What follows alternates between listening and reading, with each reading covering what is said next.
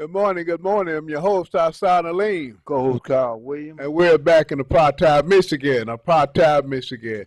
We're talking about Article 1, Section 4 of the Michigan Constitution, freedom of worship and religious beliefs appropriation. A lot of people feel that the preacher's always right, but you don't know what the law is. You don't know they are operating under the Michigan Constitution. They're not out in the woods somewhere. They may be in the wilderness. But when they tell you that you have to pay tithes, and you have to pay your taxes to the church and your tithes or any other rate, they violate the Michigan Constitution. Article 1, Section 4. Yeah, I go back to my favorite saying, just ask them, well, Reverend, where's the law? Where's the law? Where's the law? Yeah, the law says they have to be a licensed minister to marry somebody in the church. And if they don't have a license, then you weren't even married. You under common law. And guess what? That means that he's an imposter, huh? Common law was outlawed back in the 50s. Sometime in the 50s, they outlawed common law where if you live with a man or a woman, which they called shacking back then, if you live with them over a period of time, y'all were married in the sights of the law. That was common law. So they outlawed it. So that's like this preacher. He could say God called him, but if he wanted to preach in Michigan, he got to be licensed in order to marry somebody. So that's when they say they're ordained, I guess. Mm-hmm. But they still go down and get a license. Well, see, they say that God called them so they can kind of get around it because people, well, that's what the people superficial, don't know. You know, and they, God, you know, they don't even, the law don't even, you know, when you talk about the churches, the law don't even come into effect. They don't even think that the law has anything to do with it. Oh, that's right. Remember that lie they put out about a separation of church and state? Oh, wow. How can it be separate and you got to have a license by the state to even have a church?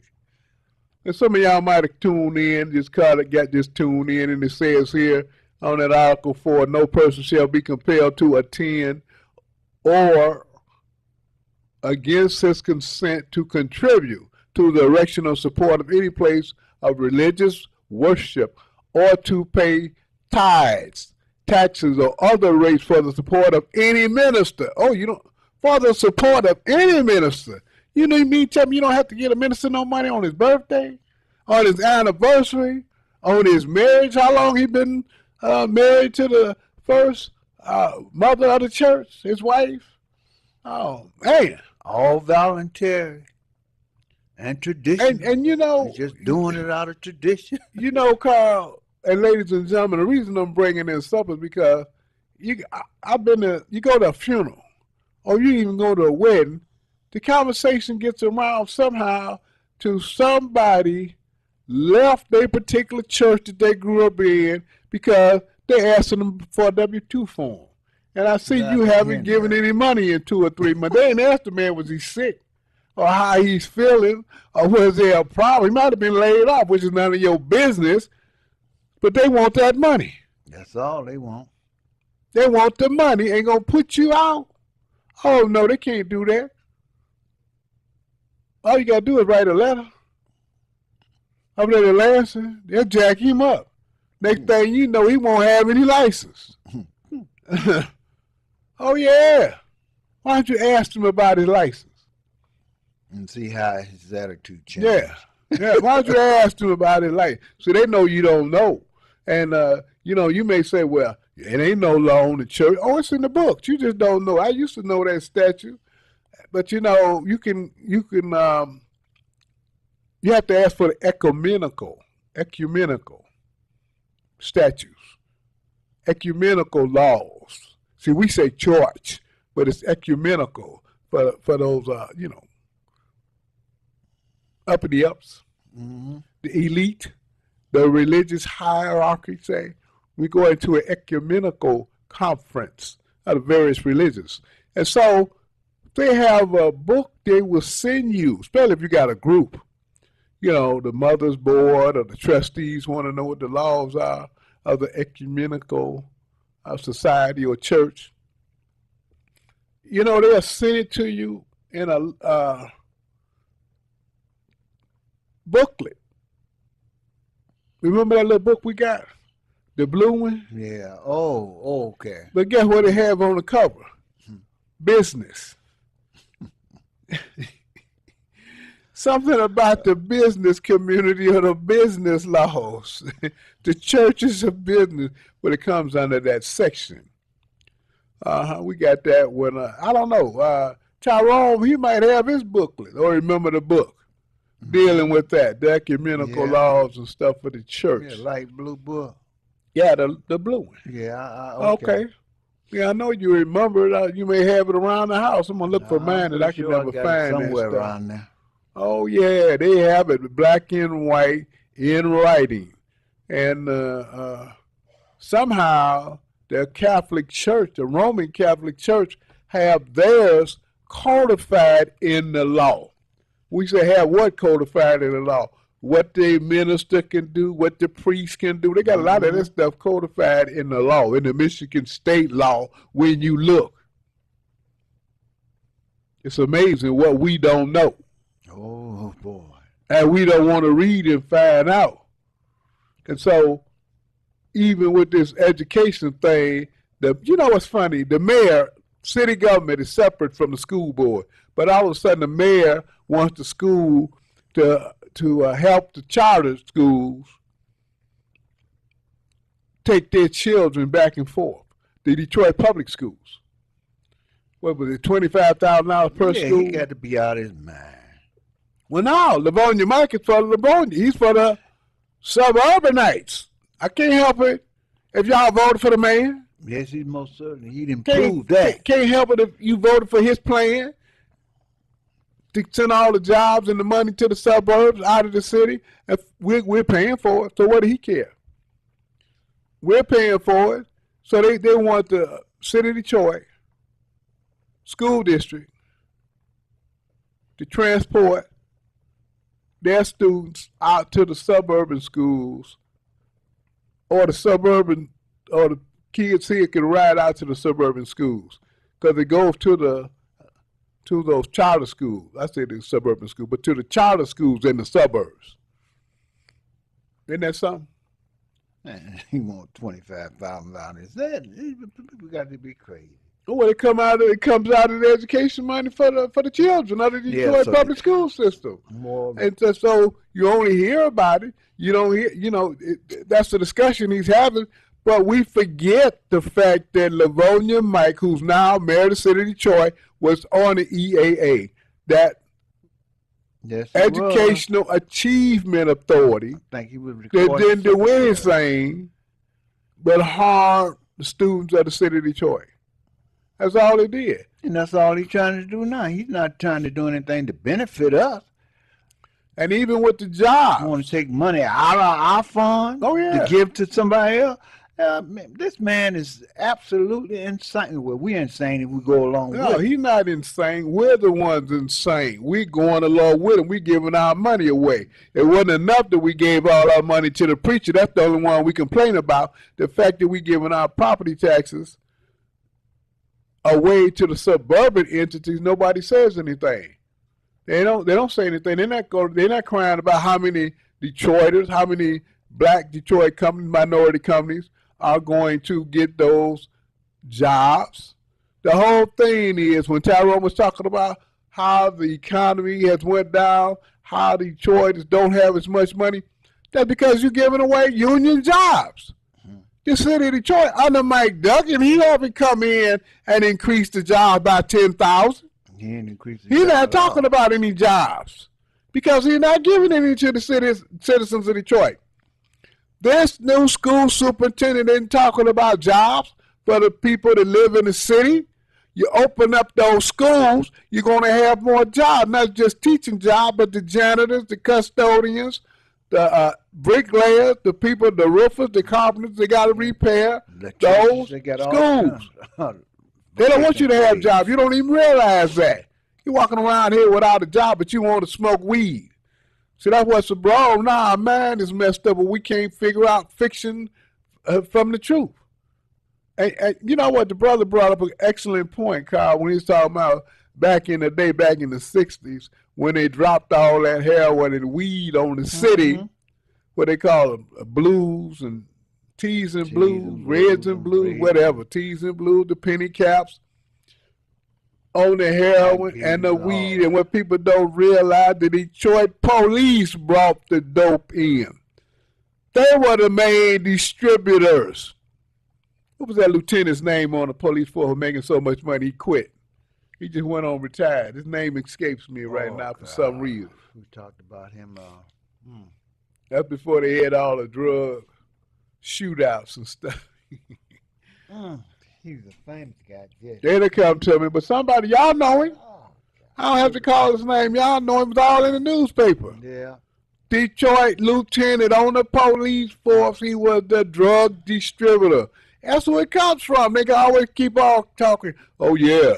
We going to lock y'all up. But young blood, who gave you the drugs? Right now, today, those places that are open, been open 10 and 20 years, you know, some of this drug business is handed down from father to son and from mother to daughter in the city of Detroit. That's how long they've been open. Oh, yeah.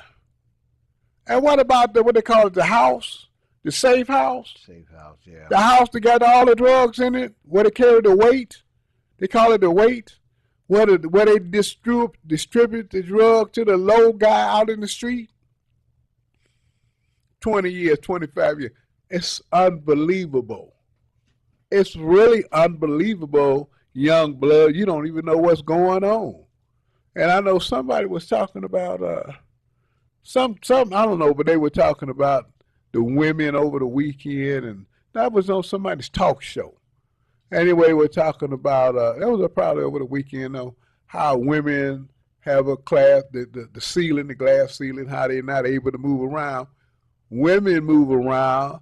They got them in their lane, that's for sure. Who got them in the lane? The society. Because the biggest drug dealers in the city of Detroit are the women now.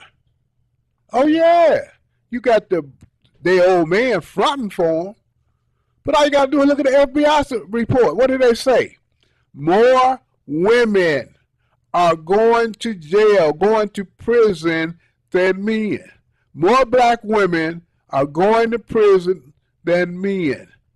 They got more black women now locked up in these prisons than men. Yeah, mainly because half the brothers are already locked up. Yeah, the brothers was already locked up. So who took over the business? So who took over the business? But I'm telling you, sister, you going the wrong way.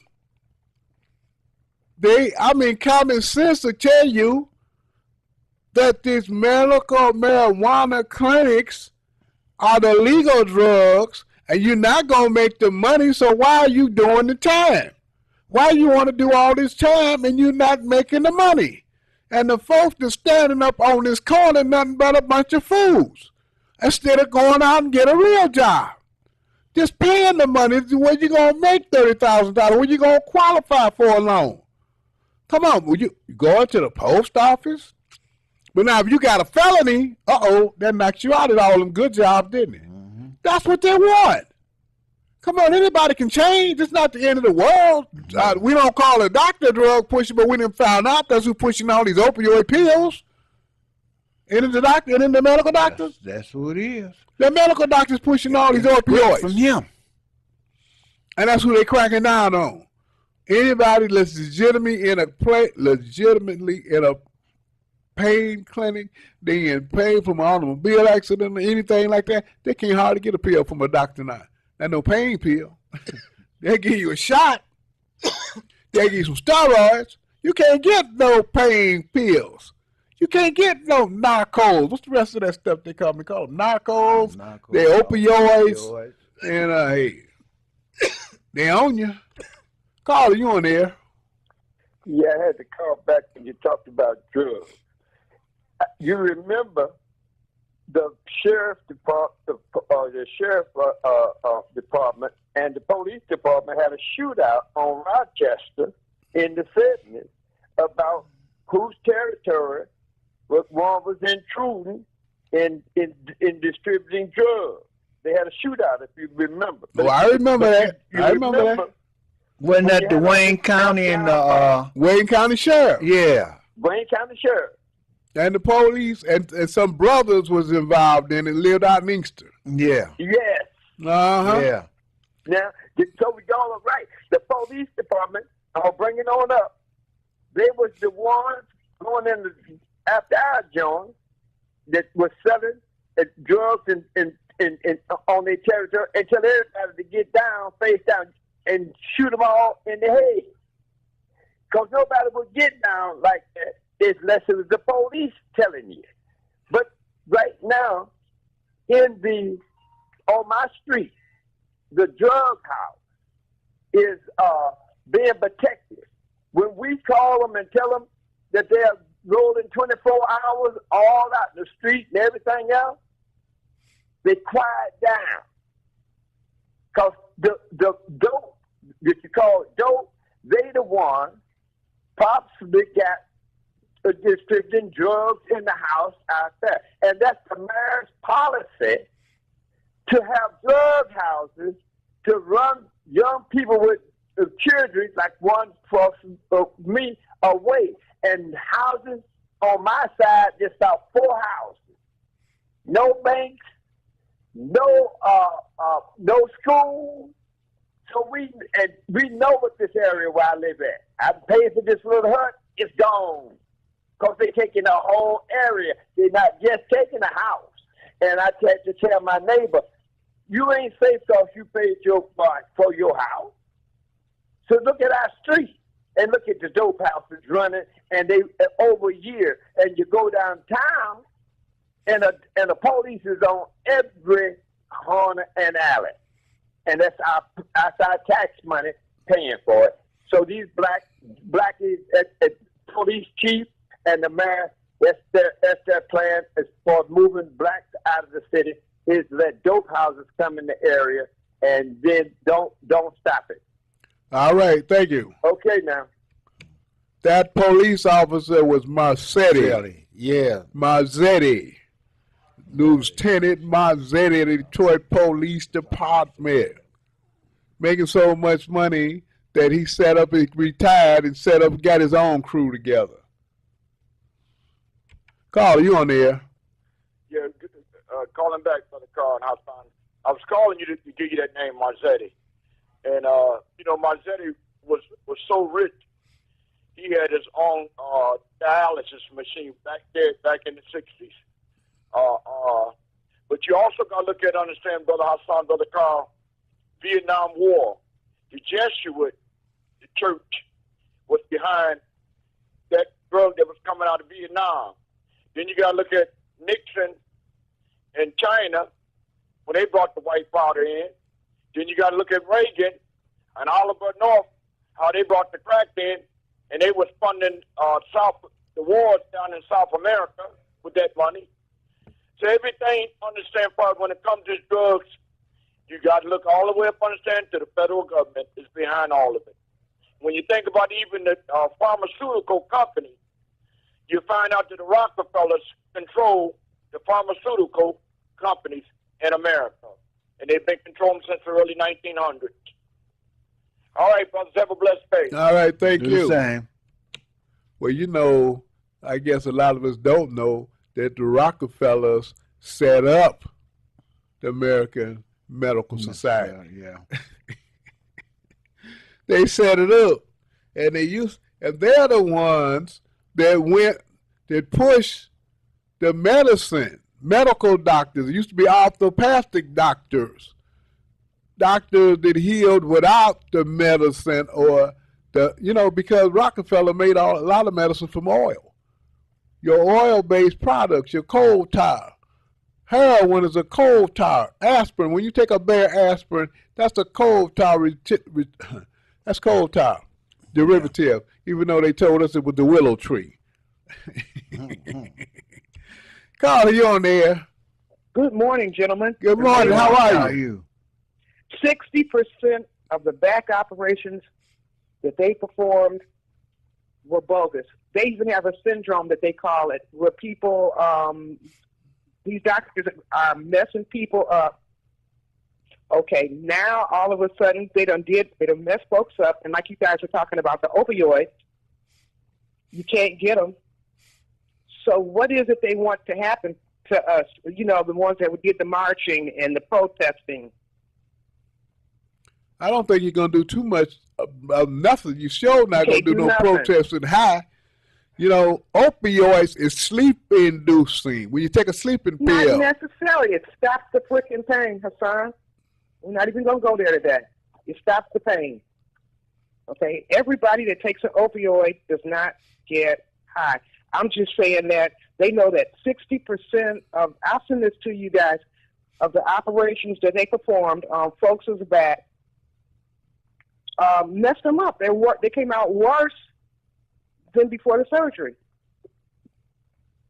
Yeah, that's a fact. You're right. Okay. You know, I'm just saying you guys are putting it out there, and especially about the Rockefellers. A lot of folks didn't know about the Rockefellers. Well, they had to do something. So they found out they could make medicine with the oil. And so oil is the basics for 90% of the medicine that we're taking.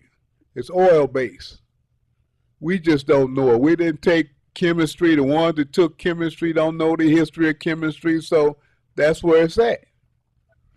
We took away all of the herbal, like goose grease and all those things with the medicines that they have with the Rockefellers and stuff. But those things used to take care of us and keep us well. They sure did. They couldn't make money off of it. That's right. That's right. Thank you for putting it out there. All right. Thank you for making it here. Carla, you on the air? Well, hello? Good morning, fellas. How's it going this morning? All right. And yourself? Okay.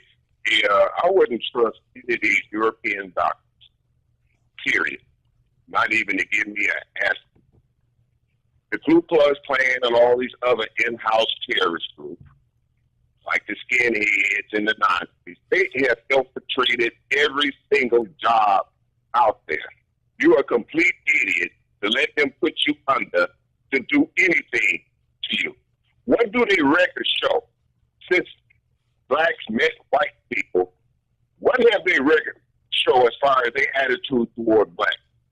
And we sit up here, we march, we throw the laws in their face. What has any of that done? Absolutely nothing. You understand? I think we need a new strategy, man. I'm not into this voting and this throwing the law into their face or get the job with them. None of that has worked. I'm not saying it's, well, I am saying it's ineffective. It has been ineffective. You can't be free for 153 years and you're still in the same condition as you were before. I don't have anything against the law, but the law ain't working for us. You see what I'm saying? Every time something come up like this 436, we say no emergency manager, and what did they do? They gave us one anyway. So we can't rely on the office. We voted Mike Duggan out. And what did Jennifer Winfrey do? She told him it. Oh, yeah. We're going to have to call earlier because we're down on time. We're down on time. We appreciate that. Okay, we got to get out of here. We don't want to go, but we got to go. This is the fastest hour and a half in radio anywhere.